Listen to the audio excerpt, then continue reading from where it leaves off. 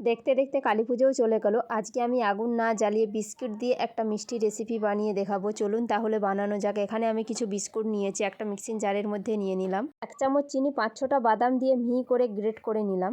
এরপর গ্রেট করা বিস্কুটের ওপর 2 চামচ আমল দুধ, 1 চামচ ঘি, 2 ফোঁটা অরেঞ্জ ফুড কালার দিয়ে হাত দিয়ে খুব সুন্দর করে মিক্স করে নিলাম। মিক্স করা হয়ে গেলে অল্প একটু লিকুইড দুধ দিয়ে একটা ডো বানিয়ে লম্বা করে নিলাম। এরপর একটা পলিথিনের উপর রেখে লম্বা করে বেলে নিলাম।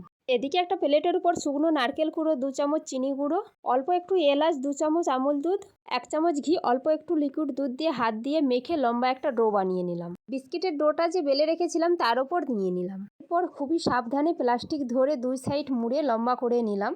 খুব সুন্দর করে লম্বা করে ফোল্ড করা হয়ে গেলে 2 থেকে 3 ঘন্টার জন্য ফ্রিজে রেখে দিয়েছিলাম। 2 থেকে 3 ঘন্টা পর পিস পিস করে কেটে নিয়েছি। দেখুন বন্ধুরা, কত সুন্দর লেগেছে দেখতে, খেতেও অসাধারণ হয়েছে। বন্ধুরা, আপনাদের ভিডিওটি কেমন লেগেছে অবশ্যই আমাকে কমেন্ট করে জানাবেন।